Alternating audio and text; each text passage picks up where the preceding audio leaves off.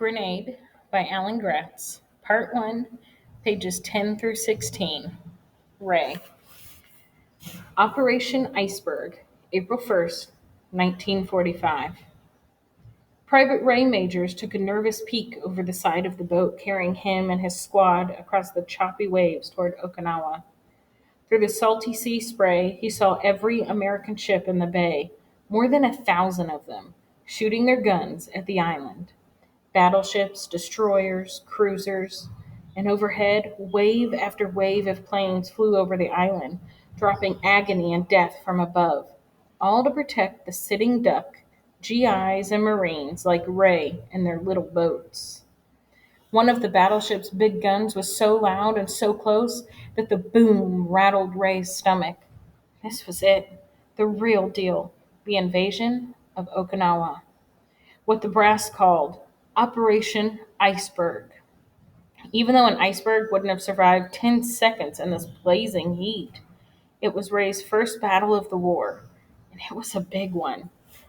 It was all Ray could do not to pee his green pants, but he was almost relieved to finally be going into battle. For weeks, he and 200 other Marines had been holed up with 20 Sherman tanks in the dark belly of a rolling, creaking ship as Japanese suicide bombers came dropping out of the sky at them. As far as Ray was concerned, being trapped like a rat in the bottom of a ship was 10 times worse than being on deck and watching the kamikazes come in. But then, at last, had come H hour, 8:30 a.m., April 1st, Easter Sunday, 1945. Codename Love Day, the day that Ray and the other 183,000 American soldiers and Marines of the 10th Army finally boarded amphibious troop carriers and headed east toward the beaches of Okinawa. The fact that Love Day was also April Fool's Day had not been lost on a single one of them. When he'd enlisted in the Marines a few months ago, Ray had never thought he'd end up on a boat 400 miles from Japan. He thought he'd be sent to Europe to fight Hitler and the Nazis. But Allied forces had just freed France and crossed the Rhine River into Germany, and the end of the war in Europe was near. Everybody could sense it. But the war against Japan was far from over. Almost 4 years ago, the Japanese had sneak attacked Pearl Harbor, a U.S. naval base in the Hawaiian Islands. Ray remembered exactly where he was when he'd heard the news, sitting in a soda shop with Tibby Lundgren, her blonde hair shining in the bright afternoon sun. Their first date. His first date ever with anybody. The music on the radio had come to a sudden stop, and a reporter had read the shocking news. Battleships sunk, airplanes burning on the runway, almost 2,500 Americans dead, and 1,000 more wounded. Ray understood then that life as he knew it, the farm, high school, Tibby Lundgren, all of it was over. A day later, President Roosevelt declared war against Japan, and Ray ran away from home to join the Marines. They wouldn't take him, though. They made him wait until he was 18. Ray shifted uncomfortably on the metal bench, remembering the belt whipping his father had given him when he'd slunk back home.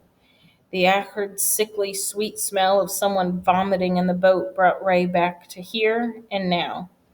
The rocking of the boat made Ray feel sick too, and he went through the equipment in his pack to distract himself.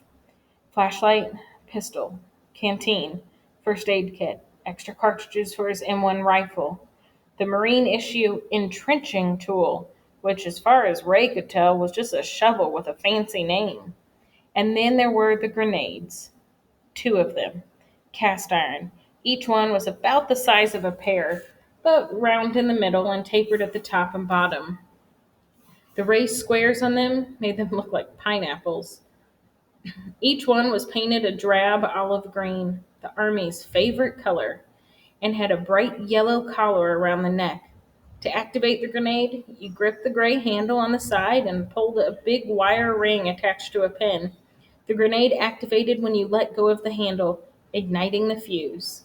Then you had just 4 or 5 seconds before it went boom. In another pocket, Ray found the brochure Naval Command had given him and all the other Marines to explain the difference between Okinawans and Japanese. Apparently, there was a difference. The brochure said the Okinawans were generally smaller and were simple, polite, law abiding, and peaceful, if they could help it. The Marines were supposed to pass Okinawan civilians onto the shelters being set up for their relief by the military government. But the brochure also warned that the Marines might get a chilly reception from Okinawans. All they know about Americans they get from Tokyo propaganda, it said, so you can expect them to look at you as though you were a cross between Dracula and Frankenstein's monster. At first, anyway. The handout included some Japanese phrases to help draw the Okinawans from hiding, and Ray had been practicing them in the dark hold of the ship for the past 2 weeks. Dite koyi, he sounded out now. Come out. Hido koto washimasen. You will not be hurt. Forget all that stuff, said Corporal John Barboza, who sat across from Ray. Big John, as everyone called him, was an enormous guy from the Bronx, New York, who'd probably been shaving since he was 5. Ray, with his close-cropped sandy brown hair, short legs, and round freckled face, looked young enough to be Big John's son, even though Big John couldn't have been more than 5 years older than him. Big John was one of the few members of the 1st Marines to survive the division's last battle in the Philippines. He was also Ray's designated foxhole buddy. A Jap's a Jap, Majors, Big John told him. You want my advice? Shoot them before they shoot you. That's how you survive. Your last name is Majors? Asked their squad leader, Sergeant Walter Meredith. The sergeant was tall and lean and tan and had been with the 1st Marines even longer than Big John had. This kid needs a nickname pronto. The enemy hears us calling him Majors. They'll think we're talking to a real Marine major and throw everything they've got at him. Ray felt the blood drain from his face. How was that fair? He hadn't picked his last name. Where you from, kid? Another Marine asked. Norfolk, Nebraska, Ray replied. Cornhusker, then. No, babyface. Kid looks like he's 13. Shorty, someone else suggested. Let's wait and see if the kid survives the beach landing, Big John said. Then we can worry about a nickname for him. That shut everybody up, and they started thinking again about what was coming when they hit the beaches. They say it'll be even worse than Pelelu, and we got the holy crap kicked out of us there. I hear the Japs are waiting for us behind a 10-foot concrete wall with machine guns every 6 feet. I bet 80% of us don't make it off the beaches. Ray's arms and legs felt weak, shaky, like at the end of a day working hard on the farm when he'd skipped lunch. Sergeant Meredith patted him on the knee.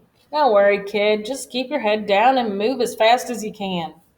Ray nodded anxiously, and his oversized helmet slid down over his eyes. The boat's motor shifted down, and they could all hear it and feel it. They were slowing to run up on the beach. No, I'm not ready, Ray thought. I'm not ready. I'm not. All right, Marines, Sergeant Meredith yelled. This is it. Stay low, don't bunch up, and run like hell.